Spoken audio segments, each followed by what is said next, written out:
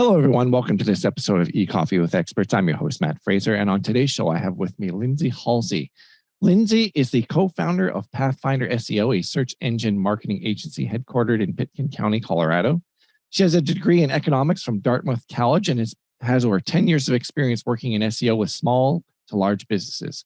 She focuses on teaching site owners, freelancers, and agencies how to get found on Google via a guided approach to SEO.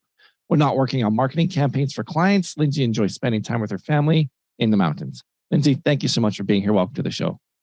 Thanks so much, Matt. Excited to be here. Hey, we're on. So you've had an interesting journey so far. Who was Lindsay as a high school student? I was a field hockey player and pretty dedicated student back in high school. I was kind of joked I might have worked the hardest of my life back in high school, and was pretty into the school world. And then I really got into climbing and mountain guiding. So my journey from high school through college was pretty focused on guiding mountains around the world. And I was based out of Mount Rainier, Washington, and I worked to make a living walking uphill, essentially, and helping others. That's pretty neat. And you've also started a nonprofit organization, have you not? Along the way, I did start a nonprofit organization, To Return. It still operates in the Mount Kilimanjaro region of Tanzania, and we support children's education. So that was sort of an offshoot of that era of time I spent working as a mountain guide. And as I got a little bit older, though, things do change. And I found myself wanting to spend a little more time at home. And one winter, when spending a little more time at home, I took a class at the local community college in how to build a website. And it was actually trying to learn how to build a website for that nonprofit that I was trying to start. And I found myself spending more time enjoying building a website and studying HTML and CSS, ultimately SEO. And skipping things like skiing on a powder day, which if you live in the Aspen area like I do, you realize makes you a pretty big outlier. And so it was that winter that caused me to essentially decide to give something new a try. And I got lucky and got hired on as a SEO account manager for a local digital marketing agency. And that's kind of how I got my toe in the door into a very different career.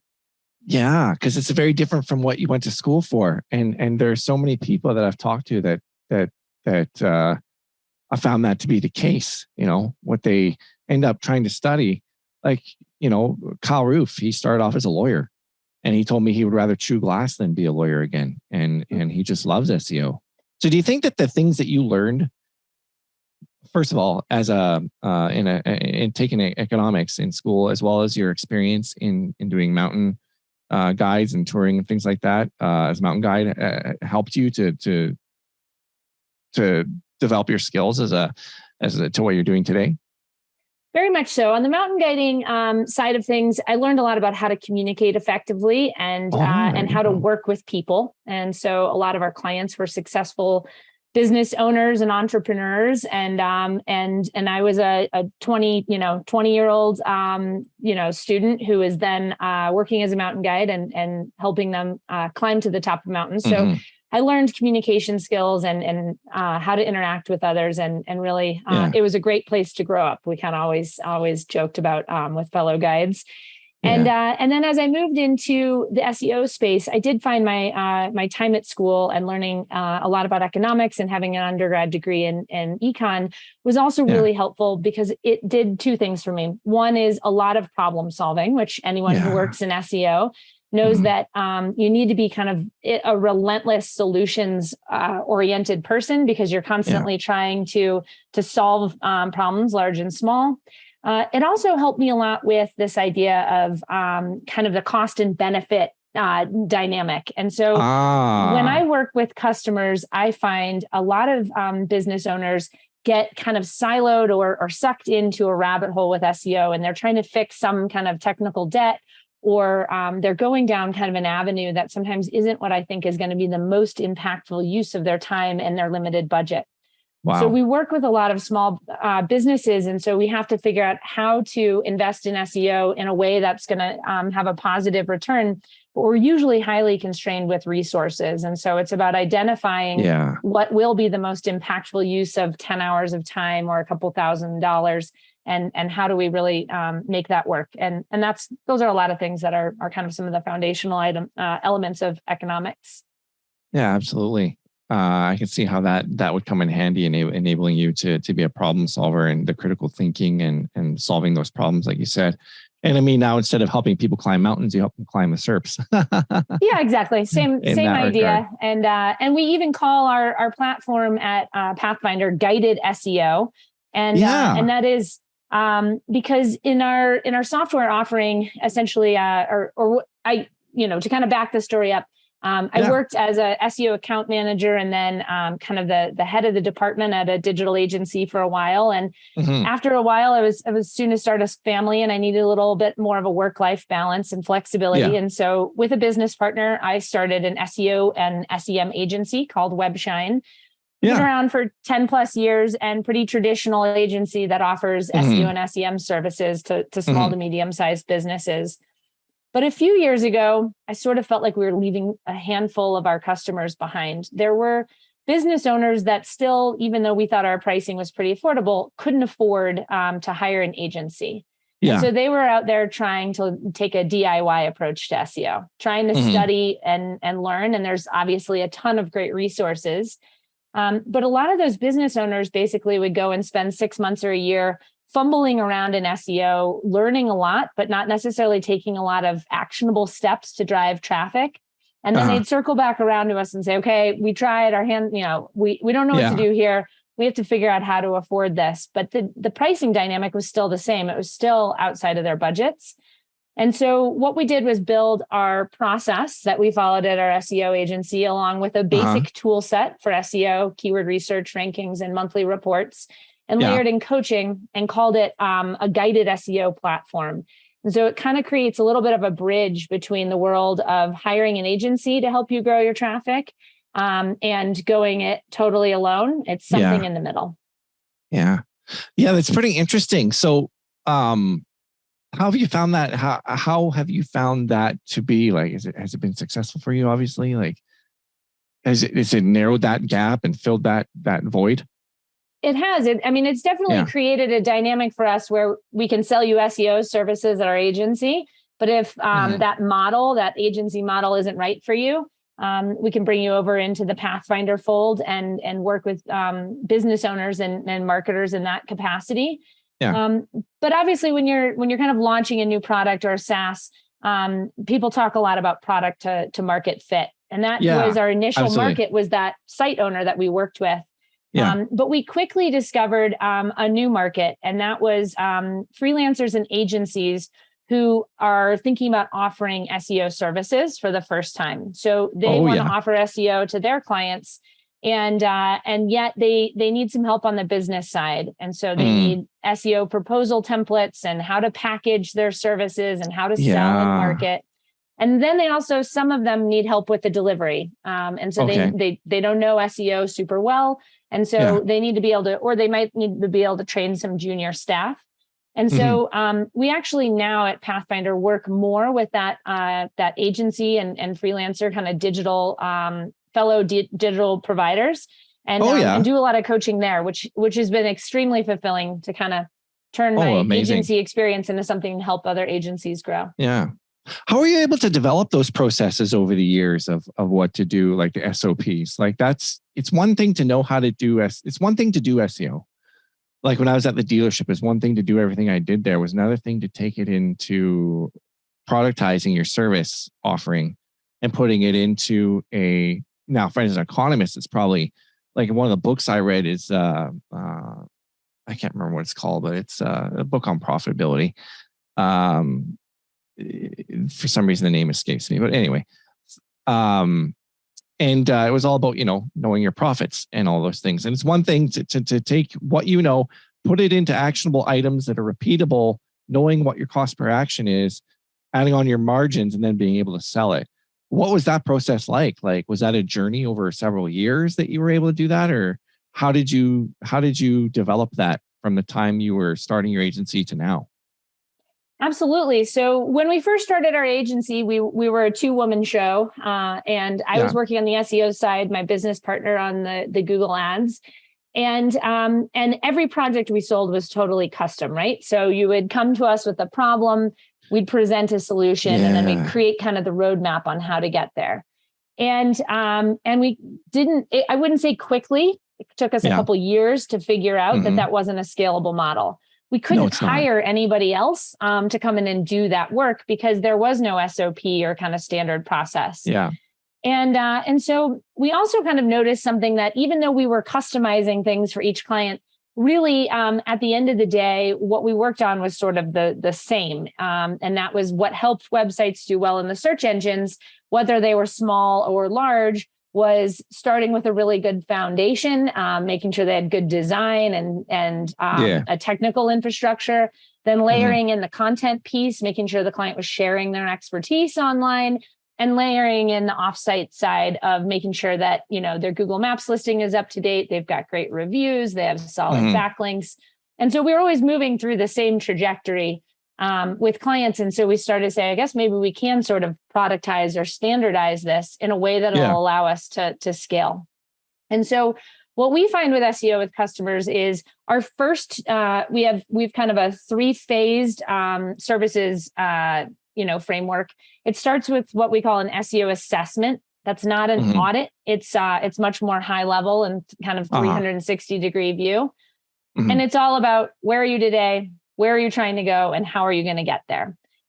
So that's kind of project number 1. And because we stay high level, we can deliver that at scale, and we can deliver that across content management systems, industries, et cetera. And then we move into what we call an SEO setup, and that's where we start to take action and really build some of the SEO foundation items into a site. So we go through and dial in things like title tags and meta descriptions. We create a content strategy. We create an offsite SEO strategy, and we kind of tackle some of the low-hanging fruit that's like standing and as an SEO just stares right at you. And then we move into SEO kind of monthly or ongoing services. And essentially every month, what we're doing for a client is sending a monthly report and communicating and looking at the data. And then what we call action items. And those action items are where the road kind of splits for different clients. Some clients need more help with content development, others with offsite SEO, some with technical SEO. And so each month we're sort of laying out, what are the next steps? What are the next 2 or 3 things we need to go do to keep moving, driving growth and moving the needle? Yeah. And so those first 2 projects, they're very standardized and have a process. And then when we move into monthly, the offering is very standardized, but the strategy differs for each client. And so we do have to, by then, the client well. And so where you can have that, where do I invest my time for impact kind of piece of it. Yeah. Do you think that it's, the technical side of things, the on-page SEO and the backlink building, those are the SOPs for those things are very similar, but it's the things that change are the type of content you're going to create in regards to that particular niche or industry or client or keyword. Did you find that to be the case? Exactly. Those are the variables that change. Those are the variables that change. And so, it's, for us, it's taking a step back. I think as experts in a field, you look at something and you can go X, Y, and Z and put the connection together really quickly and spit out the answer. But when you were learning, like if we go back to when we were all learning SEO in the very beginning, you too had to come up with a way of figuring out, how did you get to this place you are today? And so for us, it's usually taking a step back and in our SOP documents and in the content that's in Pathfinder that coaches others how to do this, giving them frameworks, checklists, the rubric of how do you put together a content strategy for a client that's SEO friendly. And how do you think about link building for a client that's, and being able to break that down so that it can be applied across different industries, and competitive sets, different goals, et cetera. What are your thoughts on quote unquote natural link building versus link outreach for backlinks? So We coach all of our clients to really focus on the natural side of things. Most of our customers are small to medium-sized businesses. And what we the model we teach, in the very beginning is that they should really focus on kind of trying to model the real world online for Google. So when we talk to small business owners and we ask them, who are your partners? Like, who are in adjacencies? You talk to an interior designer and they say, well, I get referrals from these different, general contractors. I work with some landscape architects. I work with this local furniture store. And you're like, okay. And what kind of community, involvement do you have? Oh, I'm on the board of directors for my kid's school, and I'm really active in the local, whatever chamber or whatever. Okay, great. And then what do you do over in your professional world? Oh, well, I'm part of this, international certification agency, and I'm really involved at my university and whatever. Yeah. And so you get to know their real world, kind of this real world sense. And that's how that person is an expert, right? Those are some of the validating sources that of their expertise. Well, when we go and we look to see, does Google understand any of those relationships between that business and kind of the world around them? And explain to a client that Google gets to know that via backlinks and that your websites need to have some kind of a connection online. They usually look at us like, no, of course not. We can go through and check to see have those businesses kind of picked up on that low-hanging fruit of getting links from places where they have established relationships. And most of the time, go ahead. The answer is no, they haven't done that type of work. And so we can add a lot of value. And that's one of those where we can have quick impact because we're reaching out to partners. We're not cold calling, cold emailing, et cetera. And so that's where we start with clients with link building is that natural side. And then we kind of like to move the ones that need to invest more, maybe are in more competitive markets, into things like guest blogging and webinars and joining people's podcasts and getting out there in that space. And so again, to me, that's pretty natural. That's a lot of people being generous with their time and their expertise. And it keeps us kind of out of the gray area, link building tactics and having to go do a lot of kind of cold call outreach, where you swing a lot and you don't hit it a lot. And the value of the backlink is generally not super high. Yeah. So is that in the form of guest posts then? For instance, you mentioned like, let's say it's a contractor who's a interior designer doing a guest post on a renovation website and the related connected relationships that they have in order to have a link back versus just having a page that says links we like and putting having value behind the linking strategy. Ideally, that is the case. So once we have the client tell us all about the places where they do business, essentially, not their customers, but everything else surrounding it, we go and we look at those websites and we note, do they already have a high quality link from them or not? If the answer is no, then we talk about how are we going to pick that up? Like what's our proposition here? Is it you have a friends page and we want to get listed on your partners or your friends page? Do you have a blog where we can offer to write a guest blog post that would be great for that overlapping audience? What is the connection? How are we going to actually build that backlink? And obviously, there are higher value ways than others, but usually, again, we're looking for where can we have success? If we're talking to a contractor and they have a 2-page website and there's no blog, and, there are times where you're like, this just isn't going to work. They haven't updated their website since 1990. We're probably not going to convince them to add a link to our site. But on the other hand, there are, a lot of pretty modern websites out there and people blogging and wanting to promote their partners and wanting to kind of make that exchange happen. Yeah. How do you think WordPress has impacted the ability for small businesses to be able to do sophisticated marketing, like you just mentioned, in the time you've been online? So I think WordPress has been hugely influential in that space in making sort of more advanced marketing techniques available and tactics available to small to medium-sized businesses. So WordPress is my favorite content management system. I'm just getting ready next week to go to WordCamp US in San Diego, and and I really, as I know in your history too, am a huge fan of WordPress and what it can do for businesses. That being said, we also work with a lot of small business website owners who are a little overwhelmed by WordPress and really need to work with a freelancer and agency to help them capitalize on all that WordPress can do for them. And so when we look at small business owners that hire an outside, agency, then WordPress is great for them. If they're going to try to build it themselves and manage everything in-house for their business, then we see a lot of those businesses going over to the Squarespace world, which is a little more plug and play, drag and drop, a few less choices to make. And ultimately, we can work in SEO on either of those platforms and many more. And so we do see some of that small business space moving over into Squarespace more, and a lot of WordPress websites kind of being in the little bit larger scale sites that we're working on now. Yeah.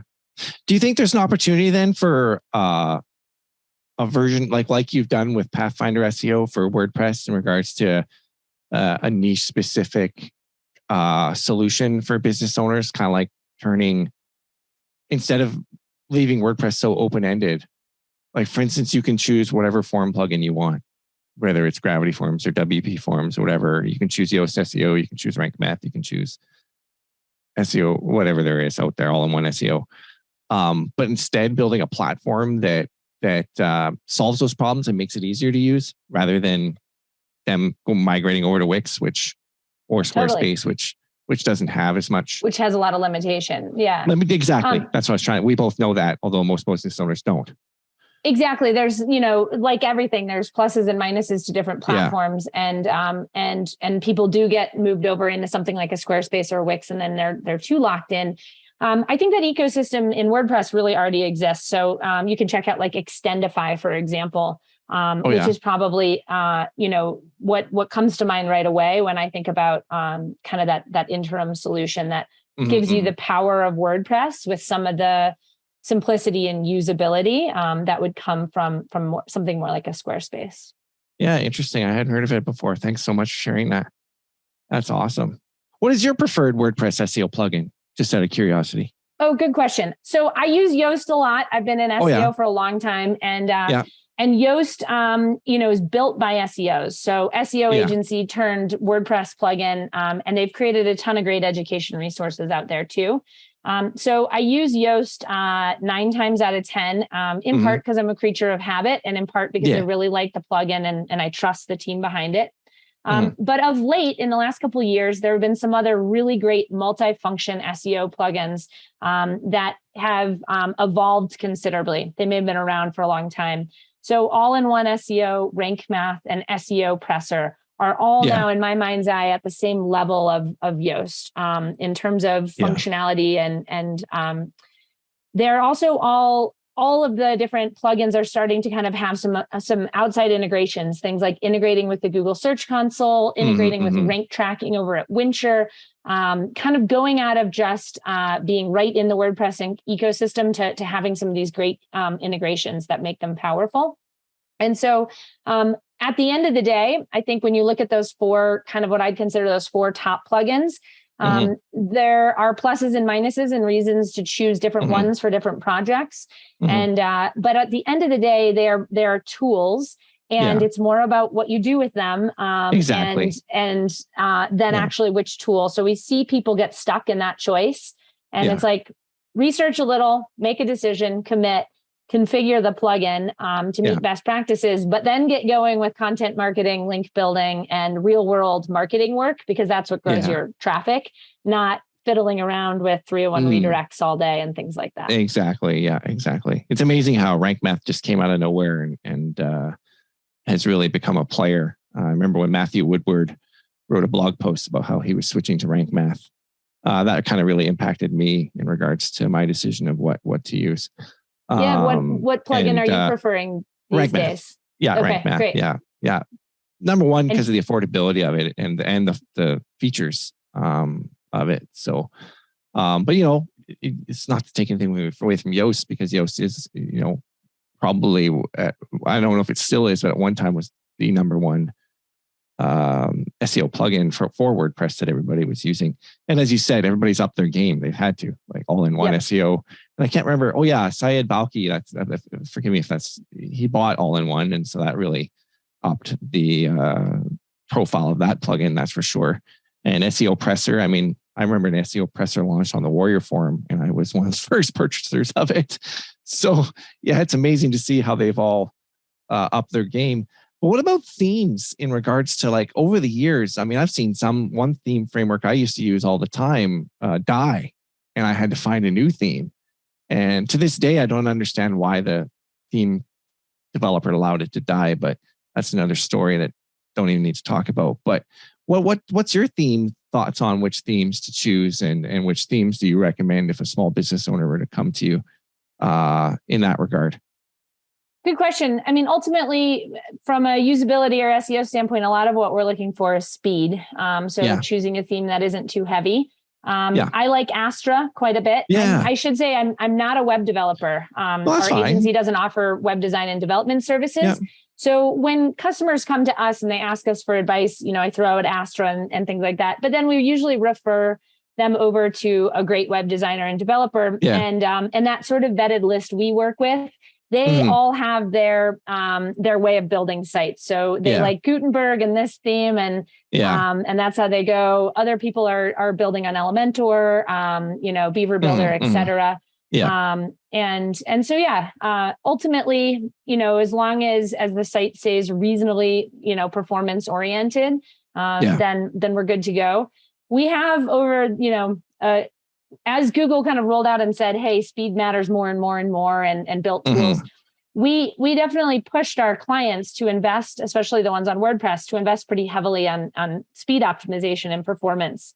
Yeah. And that's obviously great for users, and that's what matters at the end of the day. Absolutely. But I will say that in that era where that was a big theme of what we worked with our clients on, we didn't see the returns from that work as much as I would have anticipated. So we kind of felt like the speed optimization in terms of rankings and things like that. Yeah. We didn't see that when we went and made significant improvements to a website's performance and speed, that all of a sudden, weeks, months later, their traffic and their rankings and things really picked up from Google.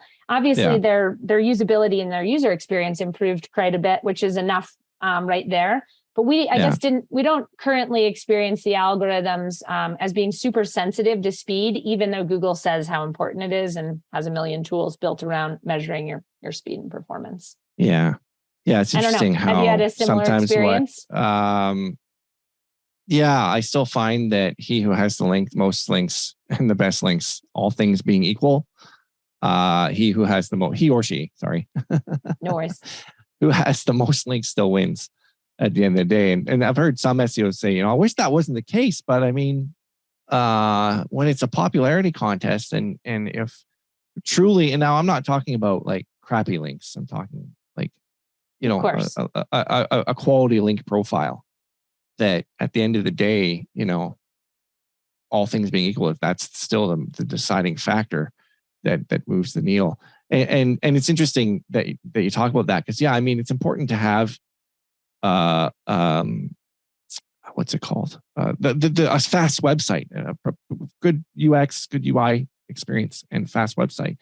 And I was talking to Darren Shaw, and he was talking about some of the things you're talking about focusing on, and some things that may surprise people in regards to local SEO. He provides this as a service, and he's shared this publicly.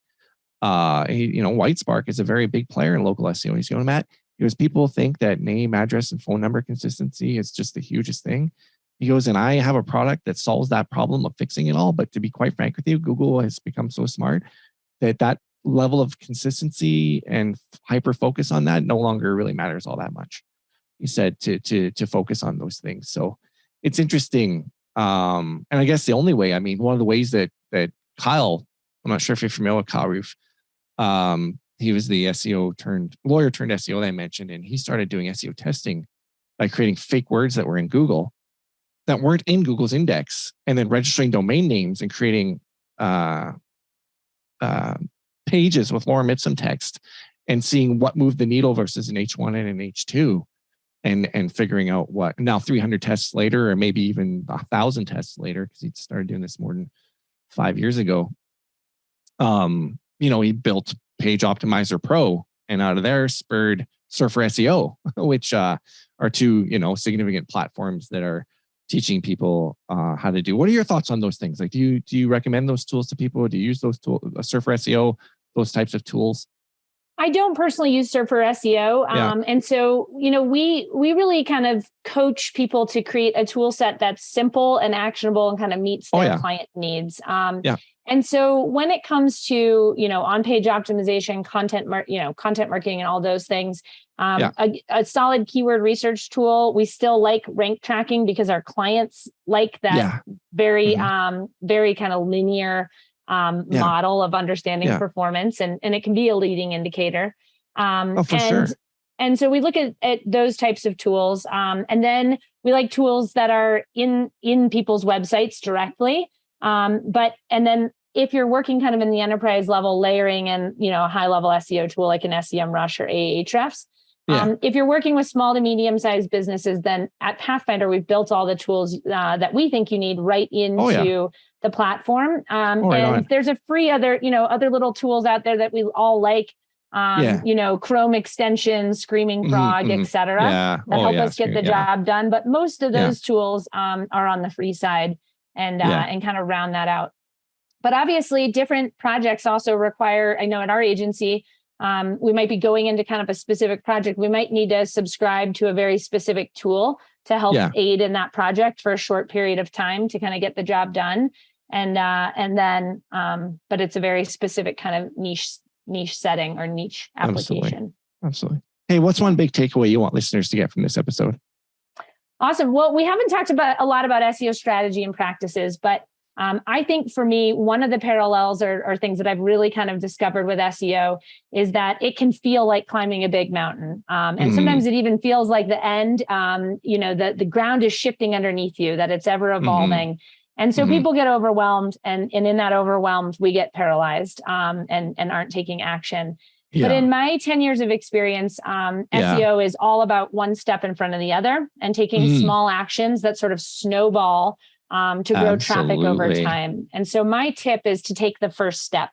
And that first step might be, something strategic like an SEO assessment, understanding where you are today, where you're trying to go and how to get there. It could be writing that blog post that's sitting in front of you on your to-do list that you keep pushing aside. It could be going and asking a handful of customers to leave thoughtful reviews on your Google Maps page. It could be putting a pitch out there to be a guest on a podcast or a guest blog. There are a lot of things that one step could be, but it's just linking those together that to me, and when we see people that are successful with SEO, it's the ones that link these small, seemingly insignificant steps together. And all of a sudden they've built a web presence that focuses on sharing expertise and then kind of proving the trust and authority that comes behind that. Absolutely. I totally agree with you. And we didn't talk a lot about SEO strategy. And if you wanted to come back on the show and talk about that a little bit more, I would love to have you. That'd be great. Anytime. And thanks so much for having me here today. Yeah. How can our listeners connect with you online if they choose to do so? Awesome. You can find me at Lindsay at Pathfinder SEO over email. I'm on Twitter as well. And also check us out at our website, Pathfinder SEO. And are you on SEO? Are you on LinkedIn as well? I'm on LinkedIn as well. Okay. Yep. I never know my handles right off the bat, but I'm on LinkedIn and Twitter the most. You won't find me much over in the Facebook and Instagram space. And I'm not always that social on social, but I do really enjoy connecting with people over Twitter, email, etc. Right on. Well, we'll make sure to add those links to the show notes. And I want to thank you very much for coming on the show today. Awesome. Thanks so much, Matt, and hope everybody has a great day. Yeah, you as well. Bye-bye. Bye.